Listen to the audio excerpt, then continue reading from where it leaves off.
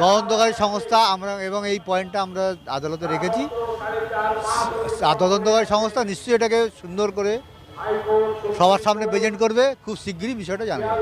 এবং আপনি জানেন আজকে রাত্রি 8টায় এখানে মোমবাতি জ্বলবে, মশাল জানানো হবে অভয়ের বিচার নিয়ে, আপনি কি বলবেন? আজকে আমরা তখনই উপস্থিত থাকার চিন্তা ভাবনা করেছিলাম, সেই অনুযায়ী কোর্টে এসেছিলাম, কিন্তু কোর্ট দুপুরের বদলে সকালে শুনানি করেছে, এই জন্য আমরা বাধ্য হয়ে সকাল 8টায় বেরিয়েছি। আর কতক্ষণ থাকবো সেই জন্য চলে যাচ্ছি। আরেকটা প্রশ্ন বারে বারে ঘুরছে, অনেকেই বলছে এই যে জয়নগর বা কলতলায় পশ্চিমবঙ্গ সরকারের সহযোগিতার জন্য নাকি তারা পেয়েছে। একটা কথা সবাইকে বলতে চাই, কেউ এই ব্যাপারে হতাশ হবেন না।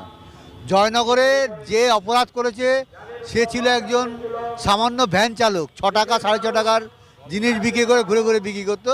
সে হচ্ছে ক্রিমিনাল, অপরাধী ছিল। আর আমাদের অপরাধীর তালিকাটা যদি দেখেন তাহলেই বুঝতে পারবেন যে আমরা কাদের সঙ্গে লড়াই করছি। টালা থানার ওসি, কলেজের প্রিন্সিপাল, যাকে এখনও পর্যন্ত সরকার প্রশাসন সাসপেন্ড করেনি, যেটা আমাদের দেশের আইন 48 ঘন্টা পুলিশ হেফাজতে থাকলে তার চাকরি চলে যায়। আমাদের অদৃশ্য কারণে সেই সন্দীপ ঘোষের চাকরি এখনও যায়নি এবং তার রেজিস্ট্রেশন নাম্বারটা বারবার উধাও হয়ে যাচ্ছে অনলাইন থেকে, আবার ফিরে আসছে। সুতরাং তারা বুঝতেই পারছেন আমরা কাদের সঙ্গে লড়তে হচ্ছে।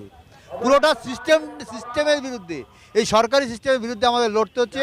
আমরা লড়াই করব এবং শেষ দেখে ছাড়ব, এবং সরকার সাদাকে সাদা কালোকে কালো বলতে বাধ্য করব আমরা। আপনারা আমাদের সবসময় পাশে থাকবেন, তবে নিশ্চয়ই আমরা এই কাজে সফল হবই। এই জায়গাটা যে আপনার কি মনে হচ্ছে যে সিবিআই কোনোভাবে এখানে কোনো গাফিলতি করছে মামলায়? অবশ্যই গাফিলতি করছে, নাহলে এতগুলো পয়েন্ট আমাদের কেন আসলো আজকে পর্যন্ত?